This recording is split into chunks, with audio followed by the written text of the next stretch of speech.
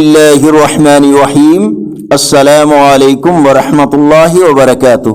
On line Quran 93 channel پر خوش آمدید۔ آج کے کیلنڈر کے ساتھ چند آیات و احادیث کا ترجمہ۔ رسول اللہ صلی اللہ علیہ وآلہ وسلم جمعہ کے دن نماز فجر میں سورہ الف لام میم سجدہ اور سورہ دہر کی تلاوت فرمایا کرتے تھے۔ نبی کریم صلی اللہ علیہ وآلہ وسلم نے فرمایا، اللہ کے ہاں افضل نماز جمعہ کے دن با جماعت نماز فجر ہے۔ خاتم النبیین صلی اللہ علیہ وآلہ وسلم کا فرمان عالی شان، جو اللہ اور یوم آخرت پر ایمان رکھتا ہے تو اس پر جمعہ کی نماز فرض ہے۔ ارشاد خداوندی ہے، وَكَفَى بِاللَّهِ وَلِيًّا وَكَفَى بِاللَّهِ نَصِيرًا، اور رکھوالا بننے کے لیے بھی اللہ کافی ہے اور مددگار بننے کے لیے بھی اللہ کافی ہے۔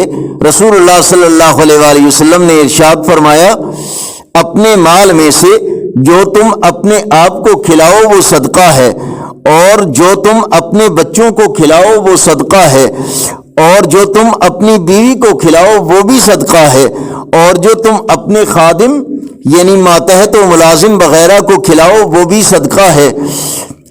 فرمان آخری نبی صلی اللہ علیہ وآلہ وسلم، جو شخص مجھے زبان اور شرم گاہ کی حفاظت کی ضمانت دے دے میں اسے جنت کی ضمانت دیتا ہوں۔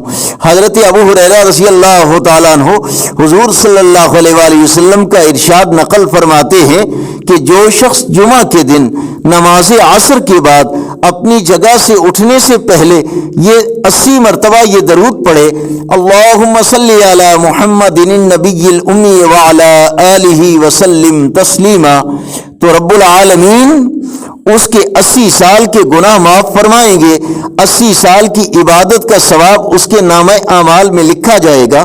ایک اور روایت میں آتا ہے کہ مجھ پر درود پڑھا کرو، پل صراط پر گزرنے کے وقت نور ہے۔ آج کا کیلنڈر 13 اکتوبر بروز جمعۃ المبارک، اور پاکستان میں ربیع الاول کی 26، بھارت بنگلہ دیش میں 27 اور سعودی عرب افغانستان میں 28 ربیع الاول 1445، اور دیسی مہینے اسوج کی آج 28 تاریخ ہے۔ روزانہ کیلنڈر کے ساتھ چند آیات و احادیث بما ترجمہ حاصل کرنے کے لیے صدقہ جاریہ کی نیت سے اس چینل کو لائک، سبسکرائب اور شیئر کیجیے۔ ہو سکتا ہے یہ عمل خود ہمارے لیے اور کسی کے لیے اصلاح اور ہدایت کا ذریعہ بن جائے۔ السلام علیکم ورحمۃ اللہ وبرکاتہ۔